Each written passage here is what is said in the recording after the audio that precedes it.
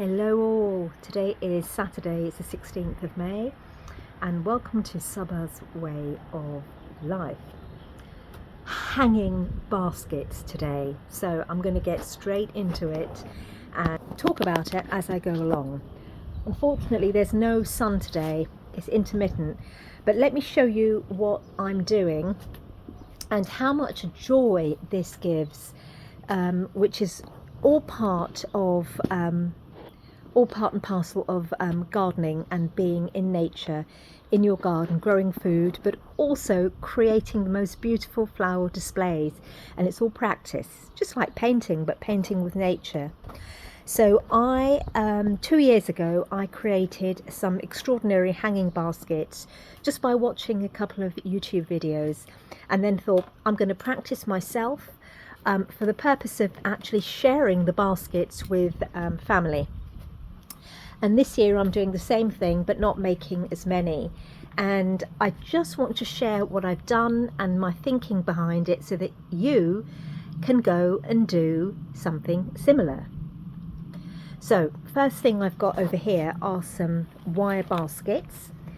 Cheap and cheerful. You know, these are, once you've got them unless you're giving them as gifts. But if you are giving them as a gift to friends or family, you can always ask for the baskets back, so you can create another one. So simple baskets in which you can put this internal bedding down, which is made of, I can't remember, it's a coconut coir thing.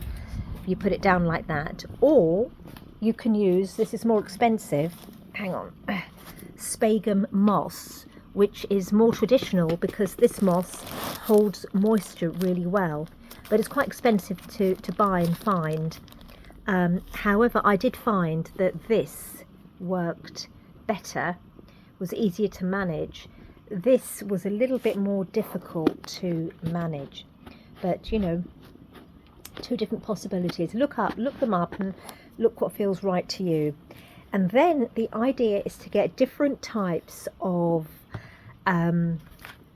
little flowers which are trailing. Trailing is the key piece of a hanging basket, apart from the center of the basket where you want one nice upright plant. I've got, in this case, fuchsia.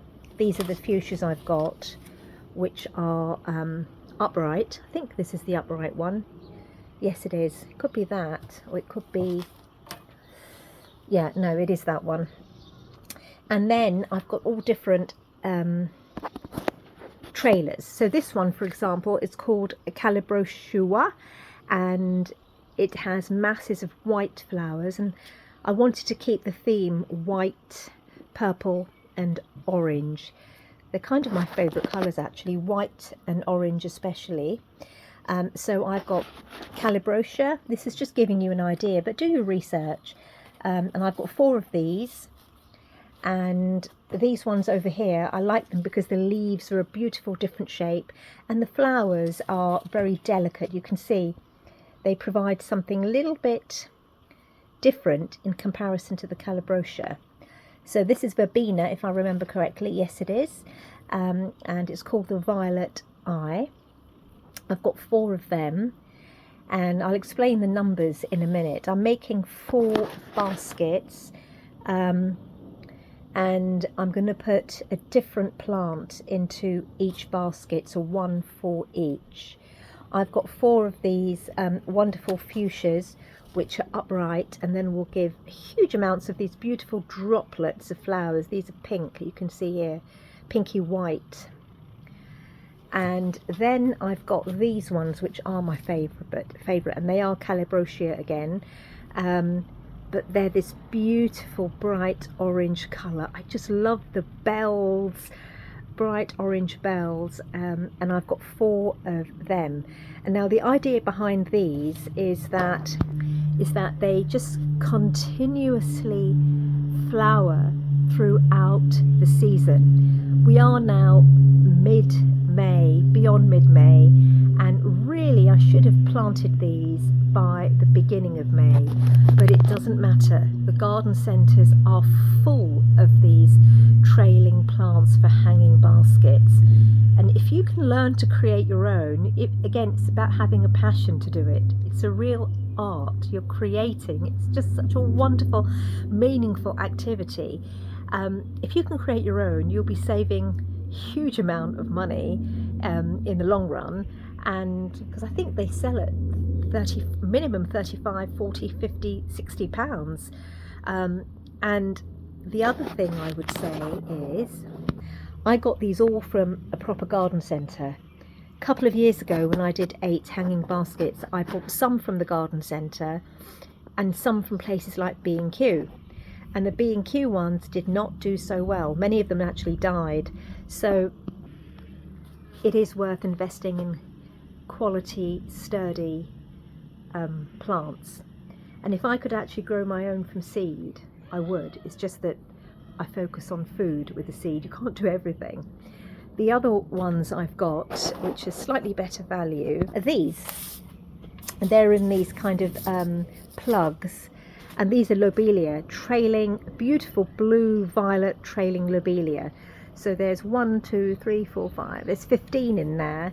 And I'm using these as fillers when these might not be enough. The other ones, because these were a lot cheaper. Now over here I've got these Alisums. I don't know if any of you are aware of them, but they have this most beautiful scent. They can also go in hanging baskets. They don't trail, but they turn into a beautiful bush.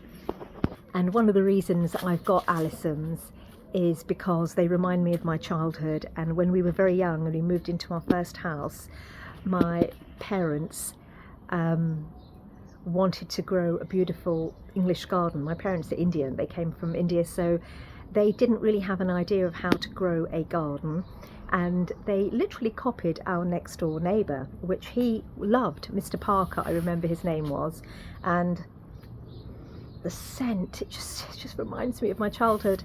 And he helped my father, and they literally copied everything they did in their garden, but that's how they learned. They watched others and then created it. And look how that joy has actually passed down. I do remember how much hard work it was for my parents, because they both worked and then did this in the, hard-working people, and then did this on the weekends or whenever they had time. But we used to stand in the background when we were little and just watch and observe, and they would have these snapdragons, if you remember, and roses with thorns which we would put on our nose. It was just hilarious. So I bought these Alisums because I'm going to not just put them in the hanging basket, but I'm also going to put them in the beds, because each one, which is in a little plug, will expand hugely and take up quite a bit of space, and they would look beautifully complementary with the marigolds that I'm growing in the greenhouse. The other thing that you need with hanging baskets is to retain the moisture. You need something like this, which is a slow release plant food. DOF all-purpose slow release plant food. This is what I've got left from last year, but I have bought another pack of it. I think Amazon sell them for about £10. And then I've got water saving gel, and you just mix that in with your compost, and it just releases moisture slowly throughout the season. So you don't have to water it as much. You do need to water them, but not as much, and it just helps the plants to last and the flowers to last longer. The fertilizer obviously feeds them so that the plants and flowers continue to flower beautifully throughout the season. I'm going to link below in the comments the actual YouTube video that I used to learn how to do this. And there are hundreds, but I found oh, look who's just turned up. It's Luna. He always turns up when I'm doing videos. It's just amazing. Sixth sense, What was I going to say? That when you are looking at YouTube to research, I generally enjoy watching those videos where which are more authentic, and they tend to be the smaller channels like this one, because we are posting because we are passionate about it, not because there is an ulterior motive to make money as the first motivation. There's nothing wrong in wanting financial energy for what you give to others, but if that's your main motivation and your channel grows hugely as a result of advertisements and so on, again, that's fine. But for me, energetically, because I think of everything energetic, from an energetic perspective, I prefer going to smaller channels where people are posting and sharing because they really want to almost to give service to others, to help them do the same and grow in consciousness and in joy. So that's very important. Always look at the smaller channels with smaller sets of subscribers rather than the ones with million, or look at both and compare and feel, get a sense of feeling, and use your heart mind rather than the intellectual, reasoned left brain mind, which is 90% inaccurate in comparison to the mind of your heart. It is your heart coherence that brings in a truthful collaboration with anything that you mingle with or collaborate with. I'm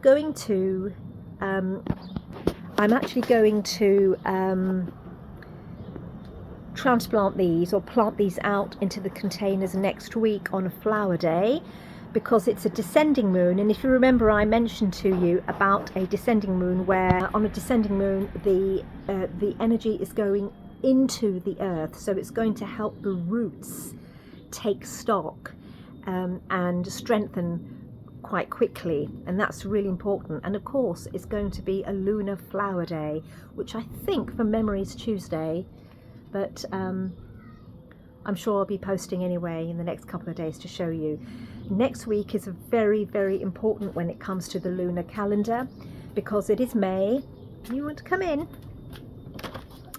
It is May, and it is probably the last kind of chance to really start planting and sowing things. I mean, there are succession things that you can keep sowing, but like carrots, but really you really want to get as much done as you can on a descending moon next week. So get in the garden and get going. All right. And so let me just show you. I think, well, over here we've got next week, if you can see. So we're actually today on the we're over here, aren't we, on Saturday the 16th, and it's new moon this afternoon, so tomorrow it's greyed out, so it's not a great time to do any gardening, but it's also a very, very good time to fast. Subject: the new moon is a superb time to spend the day fasting or eating very little, because you're being aided by lunar energies and lunar rhythms to pull all the toxins out of your body. So fast, have a shower, fast, oil pull, gargle with oil. I used to talk a lot about that. Body brush. It's a good time to do that. In fact, the whole time when the moon is waning is a good time to detox, but on the new moon it's a wonderful day to fast. If you're going to fast, or you want to, do it on 2 days, on the new moon and on the full moon. But the new moon especially is very advantageous because you have cosmic laws in your favour. Going back to the biodynamic calendar, you can see here from, where are we? Monday, you've got 2 weeks of a descending moon. And of course you've got flower days, which are Monday and Tuesday. Tuesday and Wednesday. Monday is actually a root day. And you've got then the leaf, fruit, more root days. Really good time to do things with root vegetables, carrots and turnips. Even sow them if you want to. And also to transplant. You can transplant also on fruit days, depending on what you're transplanting. But in my mind, I'm thinking it's a very strong root day. If I'm transplanting plants, I want the roots to take hold, so I'll do them on a root day too. On the leaf day, I'm going to deal with grass. My grass desperately needs help, so I'm going to rake it and thatch it. More about that when I do it. So these 2 weeks, I'm going to stay put and do as much as I can and exert all my energy in the garden. That's it really. That's what I wanted to share with you. Not that much. Other than that, it's in the kitchen. I'm going to bake some shortbread now.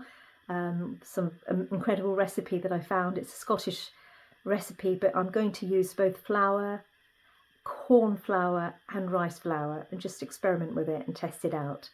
Have a wonderful day and a good weekend, and get to the garden centre and get those hanging baskets out if you can.